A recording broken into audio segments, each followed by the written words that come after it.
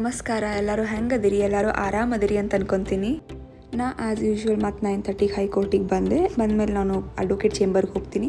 So usually internship ಮಾಡುವಾಗ ನಮಗೆ ಒಬ್ರು ಅಡ್ವೊಕೇಟ್ಗೆ ಅಸೈನ್ ಮಾಡಿರ್ತಾರೆ, ಅವ್ರಿಗೆ ನಾವು ಅಸಿಸ್ಟ್ ಮಾಡಬೇಕಾಗ್ತೈತಿ. ಸೊ ಬಂದಮೇಲೆ ಟೇಬಲ್ ಮೇಲೆ ಎಲ್ಲ ಫೈಲ್ಸ್ ಇರುತ್ತೆ, ಅಂದರೆ ಆ ದಿನ ಯಾವ್ಯಾವ ಕೇಸ್ ಇರುತ್ತವಲ್ಲ ಕೋರ್ಟ್ ಹಾಲಲ್ಲಿ ಆ ಎಲ್ಲ ಫೈಲ್ಸು ಇರುತ್ತೆ. ಈ ಫೈಲ್ಸ್ನ ಅಡ್ವೊಕೇಟ್ ಬಂದ ಮೇಲೆ ಒಂದು ಸ್ವಲ್ಪ ಎಲ್ಲ ನೋಡ್ಕೊತಾರೆ. ಸೊ ಅದಾದಮೇಲೆ ಈ ಫೈಲ್ಸ್ ಎಲ್ಲ ಕೋರ್ಟ್ ರೂಮ್ಗೆ ಹೋಗುತ್ತೆ. ಯಾವ ಕೋರ್ಟ್ ರೂಮಲ್ಲಿ ಕೇಸಸ್ ಇರುತ್ತಲ್ಲ ಅಲ್ಲಿ ಹೋಗುತ್ತೆ. ಸೊ ಅದಕ್ಕಿಂತ ಮುಂಚೆ ನಾನು ಒಂದು ಸ್ವಲ್ಪ ಫೈಲ್ಸ್ನೆಲ್ಲ ಓದ್ಕೊಂಡೆ, ಅಂದರೆ ಈಸಿ ಆಗುತ್ತೆ ನಿಮಗೆ ಯಾವ ಕೇಸ್ ಏನಿದೆ ಅಂತ ಗೊತ್ತಾದರೆ. ಜಡ್ಜ್ಮೆಂಟ್ ಪಾಸ್ ಆಗುತ್ತೆ, ಇಲ್ಲ ಇಂಟ್ರಿಮ್ ಆರ್ಡರ್ ಪಾಸ್ ಆಗುತ್ತೆ, ಪಾಸ್ ಓವರ್ ಆಗುತ್ತೆ, ಅಡ್ಜಾರ್ನ್ಮೆಂಟ್ ಆಗುತ್ತೆ, ಇದೆಲ್ಲಕ್ಕೂ ಈಸಿ ಆಗುತ್ತೆ ಏನು ಕೇಸ್ ಇದೆ ಅಂತ ಹೇಳಿ ಓದ್ಕೊಂಡ್ಬಿಟ್ರೆ ಮೊದಲೇ ಅಂತ ಹೇಳ್ಬಿಟ್ಟು ನಾನು ಒಂದು ಸ್ವಲ್ಪ ಓದ್ಕೊಂಡೆ. ಸೊ ಇವತ್ತು ನಮ್ಮ ಕೇಸಸ್ಸು ಬೇಗನೆ ಮುಗಿದು ಹೋಗ್ಬಿಡ್ತು. ಸೊ ಒಂದು ಹಾಫ್ ಆನ್ ಅವರ್ ಇತ್ತು ಅಷ್ಟೇ, ಕೇಸಸ್ನ ಮುಗಿಸ್ಕೊಂಡು ಬಂದ್ವಿ. ಸೊ ನೀವೆಲ್ಲ ಅನ್ಕೋತಿರ್ಬೋದು, ಏನಪ್ಪ ಅಡ್ವೊಕೇಟ್ಸ್ ಲೈಫ್ ಇಷ್ಟೇನಾ, ಬರೀ ಕೋರ್ಟಲ್ಲಿ ಹೋಗೋದು ಬರೋದು ಅಂತ ಹೇಳಿ. ಆ ಥರ ಏನೂ ಇಲ್ಲ. ಇವಾಗ ಹೈಕೋರ್ಟಲ್ಲಿ ಗಣೇಶ ಚತುರ್ಥಿ ನಡೀತಾ ಇದೆ, 1 ವೀಕ್ ಫುಲ್ ಹಬ್ಬನೇ. ನನ್ನ ಫ್ರೆಂಡ್ಗೆ ಯಾರೋ ಅಡ್ವೊಕೇಟ್ಸು ಏನೋ ಸ್ವೀಟ್ ಕೊಟ್ಟರು ಅಂತ ಹೇಳಿ ನಮಗೆಲ್ಲ ಶೇರ್ ಮಾಡ್ತಾಯಿದ್ದ, ಅದನ್ನೆಲ್ಲ ತಿಂದ್ವಿ. ಸೊ ನಾನು ಇವಾಗ ನಿಮಗೆ ತೋರಿಸ್ತೀನಿ ಹೈಕೋರ್ಟಲ್ಲಿ ಯಾವ ಥರ ಗಣೇಶ ಹಬ್ಬನ ಆಚರಣೆ ಮಾಡ್ತಾರೆ ಅಂತ ಹೇಳಿಬಿಟ್ಟು ನೋಡಿ ನೀವೇ.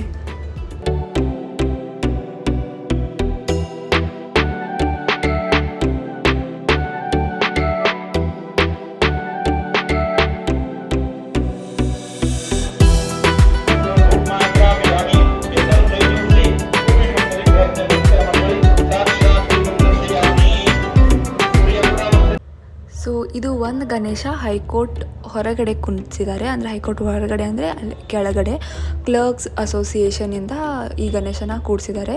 ಸೊ ಇವ್ರು ಬೇರೆ ಗಣೇಶನ ಕೂಡಿಸ್ಕೊಂಡು ಆಚರಣೆ ಮಾಡ್ತಾರೆ, ಬಟ್ ಅಡ್ವೊಕೇಟ್ಸು ಅವ್ರು ಬೇರೆ ಥರ ಕೂಡಿಸ್ಕೊಂಡು ಆಚರಣೆ ಮಾಡ್ತಾರೆ.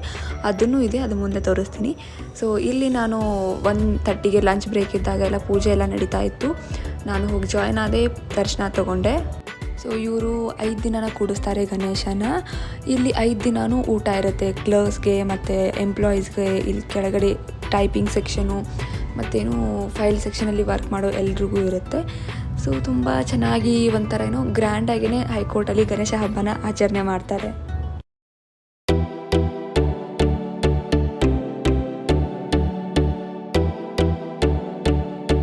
ಇದು ಅಡ್ವೊಕೇಟ್ಸ್ ಅವ್ರು ಕೂಡಿಸಿರೋ ಗಣೇಶ. ಎಷ್ಟು ಚೆನ್ನಾಗಿದೆ ಅಂದರೆ ಓ ಮೈ ಗಾಡ್. ಸೊ ಇದೆಲ್ಲ ನೋಡ್ಕೊಂಬಿಟ್ಟು ನಾನು ಇಲ್ಲಿ ಮತ್ತೆ ಊಟ ಕೊಡ್ತಾರೆ. ಈ ಅಡ್ವೊಕೇಟ್ಸ್ಗೆ ಇಲ್ಲಿ ಸಪ್ರೇಟ್ ಊಟ ಇರುತ್ತೆ. ಸೊ ನಮಗೂ ಇರುತ್ತೆ, ಬಟ್ ಇಲ್ಲಿ ತುಂಬ ರಶ್ ಇರೋದ್ರಿಂದ ನಾವು ಇಲ್ಲಿ ನಿಂತ್ಕೊಂಡು ತಿನ್ನೋಕ್ಕಾಗಲ್ಲ. ಹಂಗಂತ ಹೇಳ್ಬಿಟ್ಟು ನಾವು ಬೇಗ ಕ್ಯಾಂಟೀನ್ಗೆ ಹೋಗಿ ಊಟ ಮಾಡಿ ಬರ್ತೀವಿ.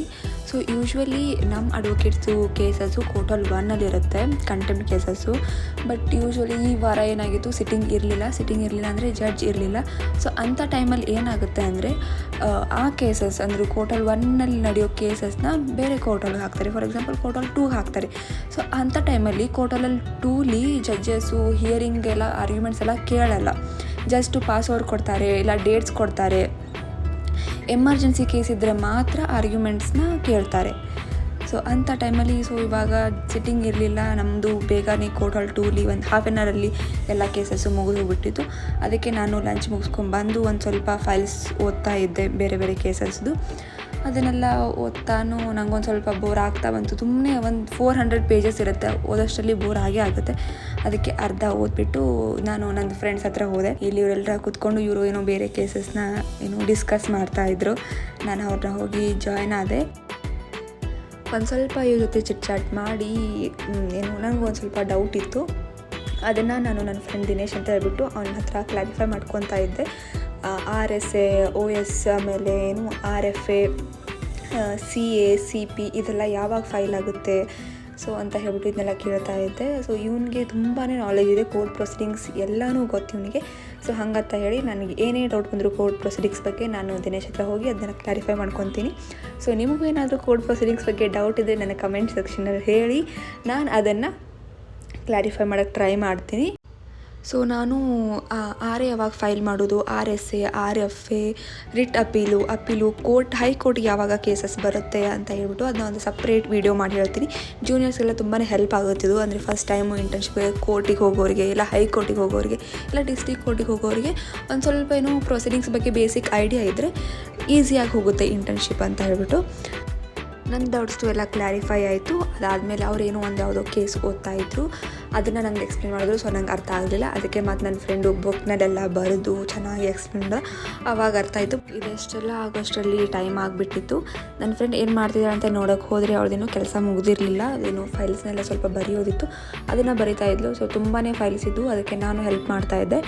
ಹಾಗೆ ನಮ್ಮನ್ನ ಕರೆಯೋಕ್ಕೆ ಆದಮೇಲೆ ಒಬ್ಬರು ಫ್ರೆಂಡ್ಸ್ ಬರ್ತಾನೇ ಇದ್ದರು. ಸೊ ಅವತ್ತು ನಮಗೆ ತುಂಬಾ ಲೇಟ್ ಆಗಿಬಿಟ್ಟಿತ್ತು ಆಚೆ ಬರೋಕ್ಕೆ. ಕೋರ್ಟ್ ಹಾಲಿಂದ 6:30 ಆಗಿಬಿಟ್ಟಿತ್ತು. ಸೊ ಯೂಶ್ವಲಿ ನಾವು 5:45, 6 ಹಂಗೆ ಆಚೆ ಬಂದಿರ್ತೀವಿ. ಸೊ ಅದನ್ನೆಲ್ಲ ಬರೆದು ನಮಗೆ ಲೇಟ್ ಆಗಿಬಿಟ್ಟಿತ್ತು. ಸೊ ಇದನ್ನು ನಾವು ಇಷ್ಟೆಲ್ಲ ಬರೆದು ಚೆನ್ನಾಗಿನೂ ಫೈಲ್ಸ್ನ ಒಂದು ಆರ್ಡರಲ್ಲಿ ಇಟ್ಟಿರ್ತೀವಿ. ಬಟ್ ಡೈಲಿ ಬೆಳಗ್ಗೆ ಕ್ಲರ್ಕ್ಸ್ ಬಂದುಬಿಟ್ಟು ಮತ್ತೆಲ್ಲ ಫೈಲ್ಸ್ನ ಮಿಕ್ಸಪ್ ಮಾಡಿ ಗದ್ದಲ ಮಾಡಿಬಿಡ್ತಾರೆ. ಅದು ಮತ್ತೆ ನಾವು ನೆಕ್ಸ್ಟ್ ಡೇ ಹೋದಾಗ ಮತ್ತೆ ಆರ್ಡ್ರಲ್ಲೇ ಇಡಬೇಕಾಗತ್ತೆ, ನಮಗೆ ಆರ್ಡ್ರಲ್ಲಿ ಬೇಕಾಗಿರುತ್ತೆ ಹಂಗೆ. ಸೊ ಇವತ್ತು ಅದಕ್ಕೆ ನಮ್ಮ ಸೀನಿಯರ್ ಒಬ್ಬರು ಬಂದು ನಮಗೊಂದು ಐಡಿಯಾ ಕೊಟ್ಟರು. ಅದನ್ನು ಒಂದು ಸ್ಟಿಕ್ಕಿ ನೋಟ್ನ ಅಂಟಿಸಿ ಅಲ್ಲಿ ಡೋಂಟ್ ಮಿಕ್ಸ್ ದ ಫೈಲ್ಸ್ ಅಂತ ಹೇಳಿಬಿಟ್ಟು ಅಂತೇಳಿ. ಸೊ ಇದನ್ನೆಲ್ಲ ಬರೆದು ಆದಮೇಲೆ ಆರ್ಡ್ರಲ್ಲಿ ಇದು ಫೈಲ್ಸ್ನ ಹಾಗೆ ಇಟ್ಬಿಟ್ಟು ಒಂದು ಸ್ಟಿಕ್ಕಿ ನೋಟ್ನ ಬರೆದು ಅಂಟಿಸಿದ್ವಿ ನಾವು.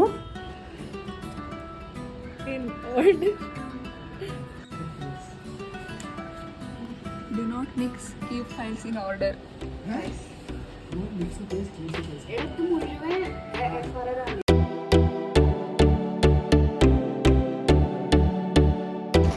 ಇದಿಷ್ಟಾಗಿತ್ತು ಈ ವಿಡಿಯೋ. ಸೊ ನೋಡಿದ್ರಲ್ಲ ಹೈಕೋರ್ಟಲ್ಲಿ ಯಾವ ಥರ ಗಣೇಶ ಚತುರ್ಥಿನ ಆಚರಣೆ ಮಾಡ್ತಾರೆ ಅಂತ ಹೇಳ್ಬಿಟ್ಟು. ಸೊ ತುಂಬಾ ಚೆನ್ನಾಗಿರುತ್ತೆ. ನಿಮಗೂ ಇಷ್ಟ ಆಗಿದೆ ಅಂತ ಅಂದ್ಕೊತೀನಿ. ಈ ವಿಡಿಯೋ ನಿಮಗೆ ಇಷ್ಟ ಆಗಿದ್ದರೆ ಲೈಕ್ ಮಾಡಿರಿ, ಶೇರ್ ಮಾಡಿರಿ, ಸಬ್ಸ್ಕ್ರೈಬ್ ಮಾಡಿರಿ. And thank you so much for watching. ಮತ್ತು ಬೇರೆ ಬೇರೆ ವಿಡಿಯೋ ಚೆನ್ನಾಗಿರೋ ವಿಡಿಯೋಸ್ ಜೊತೆ ಸಿಗ್ತೀನಿ. ಅಲ್ಲಿವರೆಗೂ take care, bye, stay positive. Guys, ಇವತ್ತು ಮುಗಿತು. ಬಾಯ್ ಬಾಯ್.